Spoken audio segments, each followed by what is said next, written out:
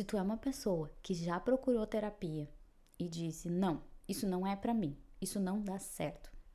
Ou então tu diz assim, isso aí não dá certo, já tentei 2 vezes e só piora. Não é bom. Esse vídeo é pra ti. Meu nome é Lisa, eu sou escritora e psicanalista e hoje a gente vai conversar um pouquinho sobre isso.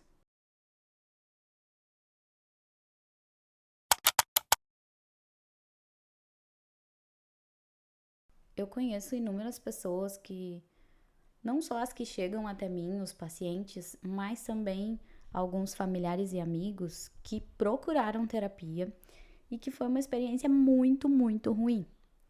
Mas não por culpa da terapia.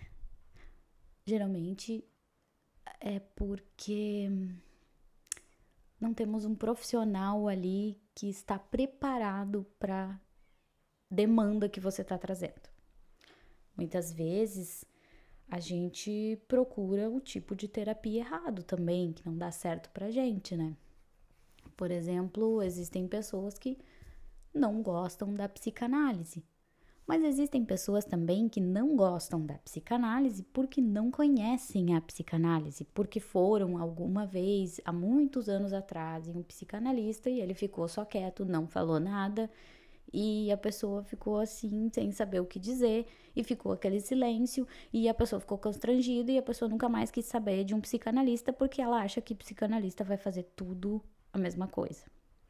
Assim como eu conheço também amigas minhas que foram em 2, 3 psicólogos e não gostaram, não se sentiram bem e não foram nem acolhidas.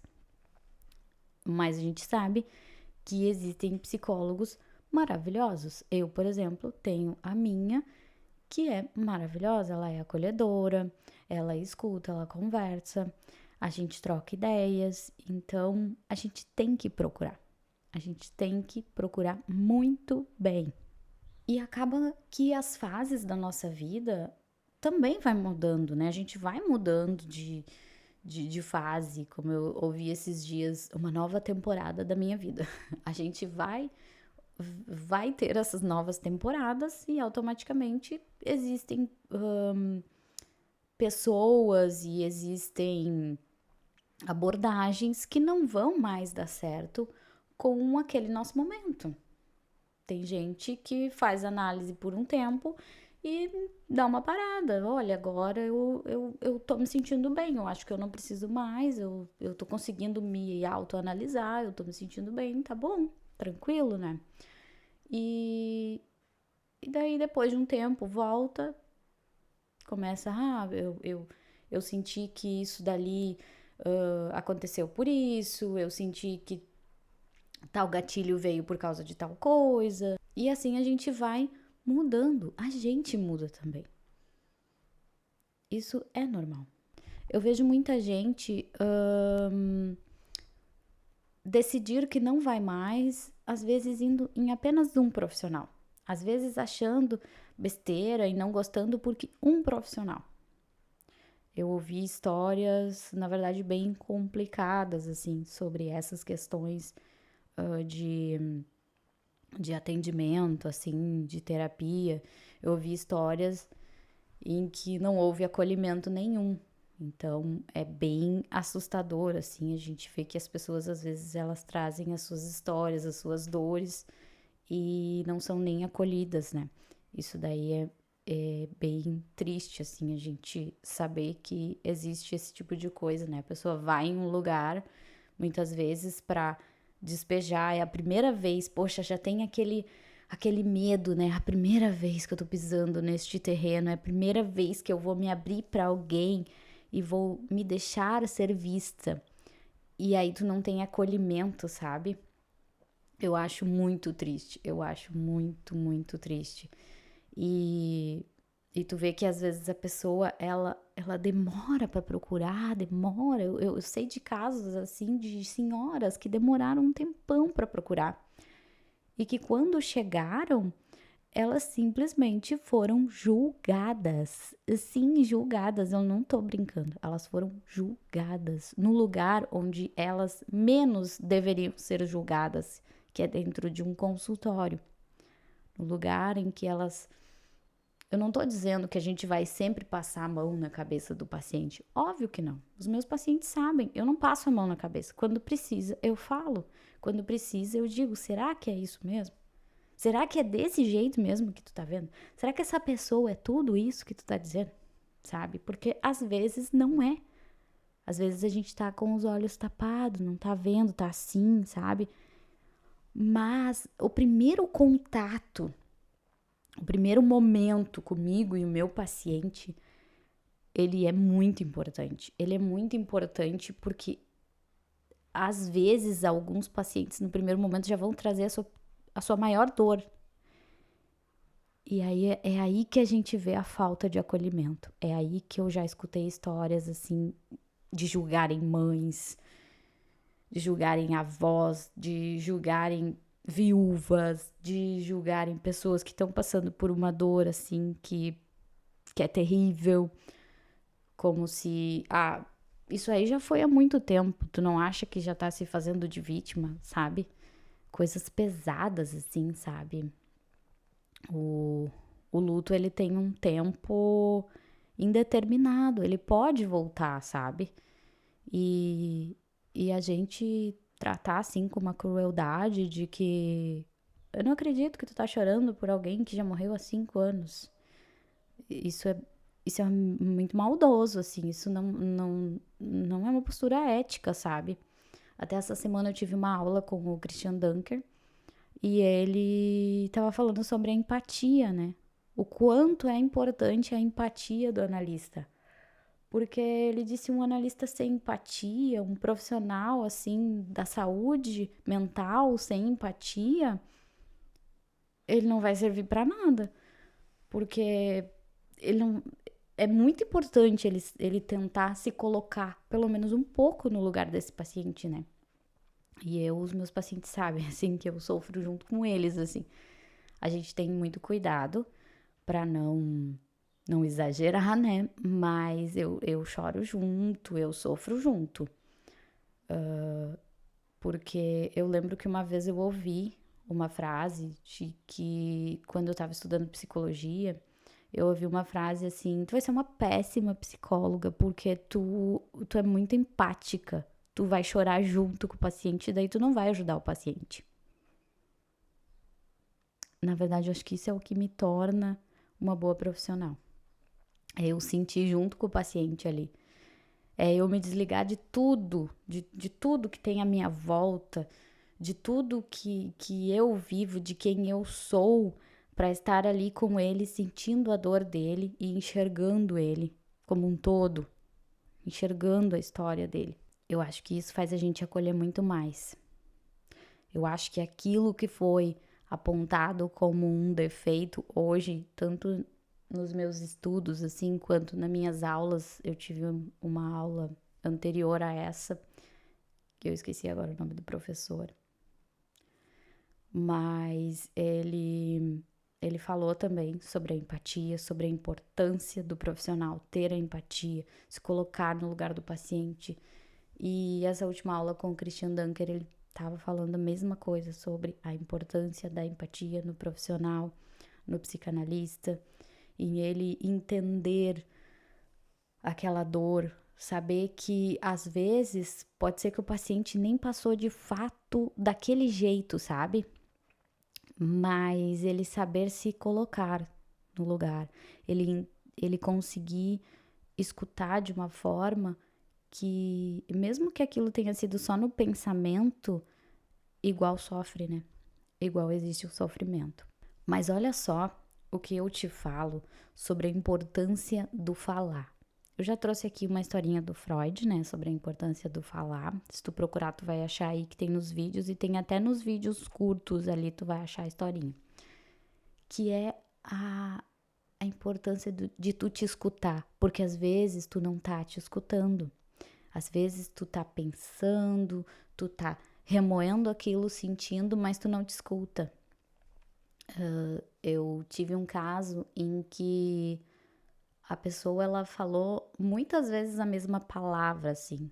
Por exemplo, medo. Medo, não sei o que, medo, não sei o que eu tenho medo, não sei o que, medo, medo, medo, medo. E aí chegou uma hora que eu disse assim: tu tá com medo? E aí a pessoa olhou pra mim e disse: quê? Medo? Eu falei: tu tá com medo? Aí a pessoa: medo? Não, por quê? Eu falei: não, porque tu repetiu umas 7 vezes a palavra medo. Será que a gente poderia trabalhar em cima disso e tentar entender do que tu tá com medo? E daí a pessoa ficou assim: nossa, eu não reparei que eu disse tantas vezes essa palavra. Eu não consegui reparar, porque eu não estou me ouvindo. Porque é muito difícil eu ter um sofrimento e ele ficar guardado aqui. Imagina tu não poder falar do que tá te machucando. Tu não poder falar do que tá te incomodando. O que isso vai virar? Vai virar um sintoma. Vai virar uma dor de cabeça que não tem fim. Vai virar uma dor nas costas, nos ombros, no pescoço. Vai virar a ponto de assim, ó, eu não mexi nisso, a ponto de piorar cada vez mais, a ponto de se tornar uma doença, a ponto de se reverter para alguma coisa, para uma síndrome. E aí temos inúmeras coisas, né, que eu também já passei e tenho que ter cuidado, que é a síndrome do intestino irritável, que é uma coisa muito ligada ao emocional. Se nós ficarmos muito estressados, muito tensos, a gente se estraga. Quem tem sabe disso. Mas aí é um assunto que eu já deixo para falar sobre essa síndrome junto com a minha irmã, que ela é nutricionista, ela pode até falar muito melhor do que eu. Mas olha como o emocional tá ligado. Então, é muito importante que a gente tente. Não deu certo o terceiro profissional, procura melhor, procura outro, pede uma indicação. Mas não desiste. Não desiste porque é importante falar o que está guardado aqui. Porque às vezes as coisas estão complicadas, as pessoas estão se afastando, as dores não diminuem, mas tu continua não fazendo nada para que isso mude, tu continua não buscando uma ajuda profissional, uma ajuda psicológica. Como que isso vai mudar, sabe? Como que vai mudar se eu não estou falando com ninguém sobre aquilo que está guardado aqui? Ah, mas eu tenho ali a vizinha que eu tomo chimarrão e é muito bom, eu converso com ela. Tá, mas será que ela tá te ouvindo? Porque vamos combinar que hoje em dia as pessoas só estão esperando a sua vez de falar, elas não estão mais te ouvindo.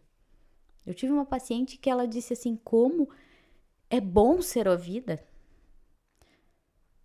Como é bom sentar aqui e poder falar e alguém está realmente me escutando. Ela disse, porque parece que ultimamente ninguém escuta mais ninguém, todo mundo só espera a vez de falar.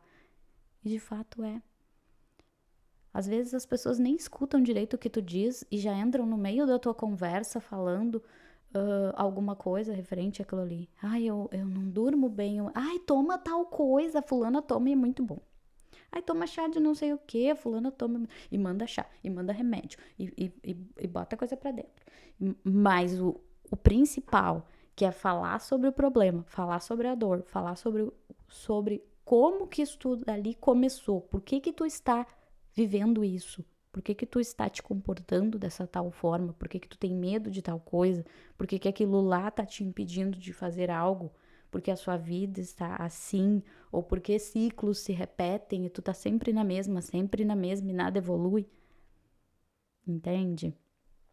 É muito diferente tu ter uma conversa com alguém que não está preparado para de fato te ouvir do que tu estar realmente de frente com um profissional que está te ouvindo de verdade, ouvindo até aquilo que nem mesmo tu está ouvindo. Não hesite em procurar ajuda. É muito, muito importante. E não desista no primeiro, no segundo, no terceiro profissional que não for bom. A gente passa por isso. A gente tem fases também. A gente tem fases, tem momentos. Eu já troquei de psicanalista, porque a gente tem fases. A gente troca, é normal. Ele era maravilhoso, maravilhoso. Mas deu. Aprendemos o que precisava aprender. E evoluímos para um outro tipo de profissional. E procuramos outro psicanalista. Tu procurando uma ajuda, um psicanalista, uma psicóloga, tu vai ver o quanto as coisas vão se abrir. O quanto... Eu ouvi uma frase que eu achei muito bonita, de um paciente muito mais velho, assim, que ele falou assim: eu tô com 60 e poucos anos, e agora que eu tô me vendo, agora que eu estou nascendo de novo, agora que eu tô conseguindo ser eu. Olha só. E aí eu aproveito para te dizer assim, se tu tá procurando um psicanalista e tu tá com problemas, dificuldades financeiras, tá complicado, me chama lá no Instagram. De vez em quando eu tô abrindo uma agenda social e eu estou fazendo um preço bem diferente, que é o preço das consultas normais. Por quê? Porque eu acho que todo mundo tem o direito de receber ajuda psicológica, psicanalítica. Eu acho que todo mundo tem esse direito, não é só eu. Tem muitas psicólogas que fazem isso, que abrem uma agenda e fazem consultas com um valor diferente. Então me chama lá no direct do Instagram, aqui embaixo tá tudo. A gente conversa, a gente vê quais são as suas questões. Não é nada que a gente não possa resolver, né? Tudo é questão de conversa, de quando a pessoa quer, ela quer. Eu e ela, a gente dá um jeito. Então, pode me mandar mensagem ali.